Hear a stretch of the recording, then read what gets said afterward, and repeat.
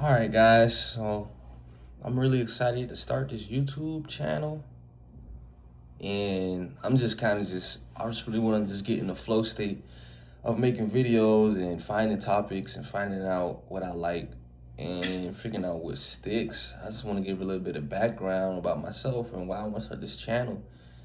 So yeah, so like this channel is gonna be based off of fitness, lifestyle, and trucking. I am a professional driver. I am not a certified nutritionist or fitness coach. I did think about it. I might still acquire that so I can give you guys expert advice if I want to make more in-depth videos. But I think I've gotten in pretty good shape. I've never been overweight. I've never really been skinny. Maybe in my teenage years, but that's kind of normal. And yeah, I've been able to build muscle over the last 5 years. I started lifting consistently during COVID. Cause I went up to like 165, but it was like fat weight. Cause in COVID, everybody gained weight, and that ever since then I locked in on the gym and lifting weights, and I just started to learn as much as I can. And I just did like a split. I worked out like 4 times a week. Um, Doing like chests and arms one day, back and triceps, whatever the split was. The next day I do legs, and then I'll do chest again, and I learned a lot during that journey. I guess I could talk about what I learned, you know, during that. I learned first and foremost that your health is the most important thing. I've gotten in really good shape, relatively lean, but when I would get my blood work, it was just bad. So I think your health is important, and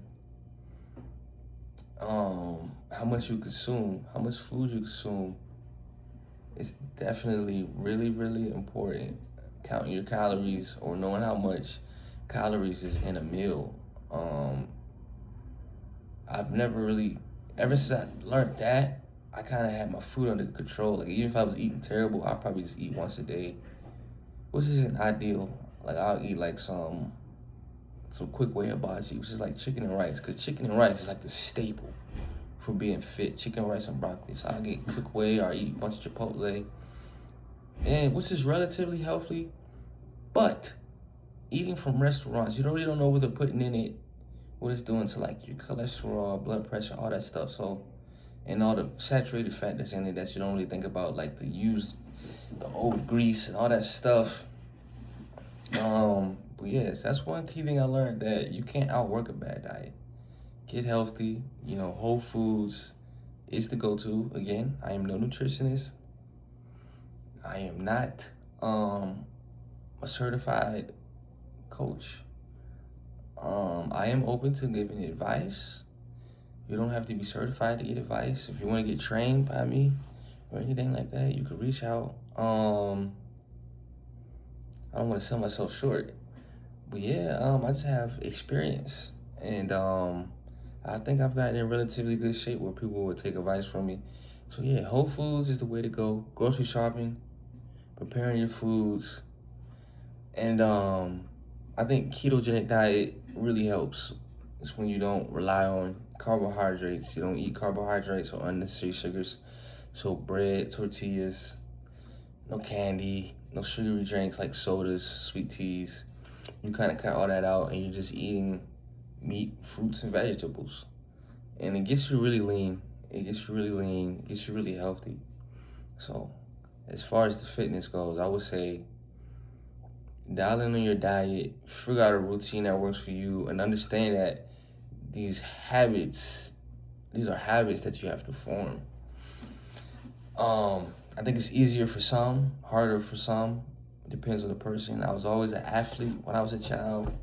I was always told I was athletic. I could always play different sports. It wasn't the greatest, but I just always liked to move my body, and it just carried on to my adulthood.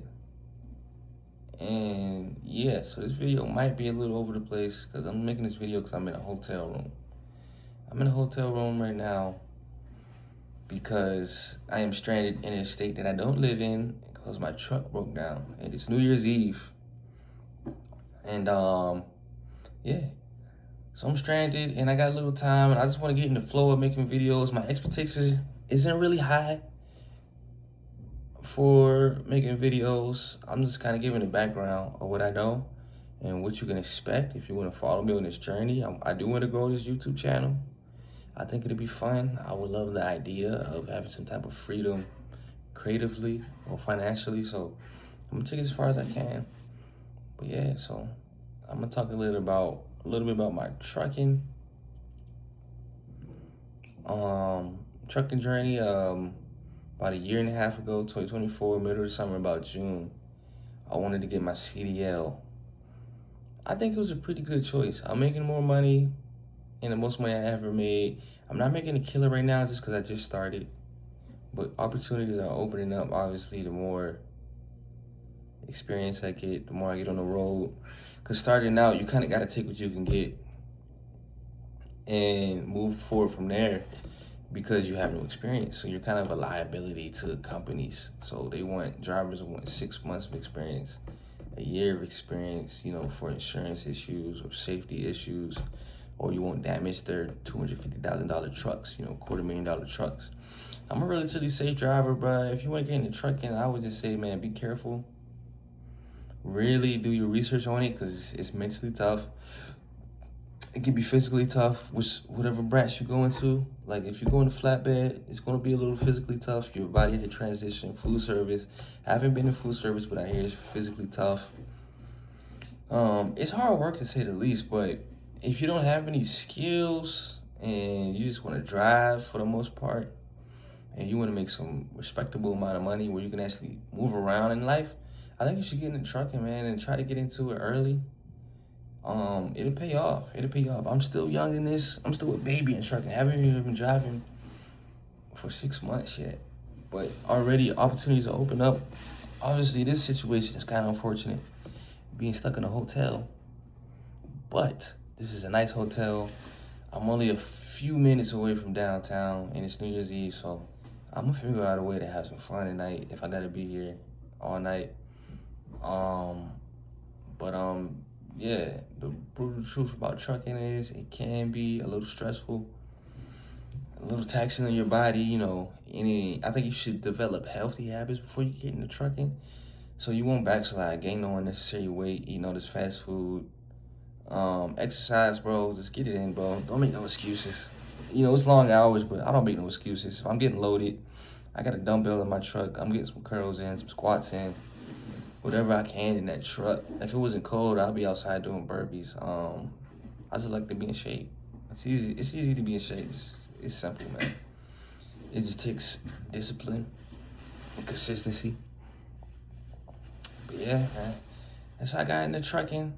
I'm new to this, so if I'm all over the place, I'm sorry. But if you want to grow with me, tap in. But yeah, I wanted to get in truck about a year and a half ago. I got a job that allows you to get your CDLB. It isn't your CDLA, it's a CDLB. So you're able to drive dump trucks, maybe passenger buses. CDLA has more so to do with like air brakes, like hauling trailers and the air brake system and all that different stuff and different maneuvers like that, like backing, straight backing, alley docking, 90-degree turns, that stuff. Is what the CDLA concerns. CDLB is a little different. I think the pay is a little different. It's a little higher for CDLA. That's obviously why I chose it. But I think if you're in the right place at the right time, right state, right city, CDLB can make you some good money. I was making good money at my last job. There was a lot of overtime opportunities, but you had to be on call, and I didn't really like that. To make some extra money, you kind of had to drop what you're doing on a whim, get to your job in like an hour, which was not really ideal. And some parts of the job I didn't like. I don't really want to go into detail about that, but some parts of the job I didn't like. So I was like, I'm young, bro. No wife, no kids, no serious relationship. So I was like, if there's any time to go sink my teeth into this and scratch that itch about getting the CDL, it's right now. Because I have no real major responsibilities. And I want to get to that money, man. So if you want to get your CDL, I would say go for it. Consider all the pros and cons. It's not easy. But I don't think nothing in life is easy. So if you want the easy way out, you might be out of luck in any profession that you choose. It's kind of the same thing. It's gonna be a learning curve, and you kind of gotta grow with it. Um, and yeah,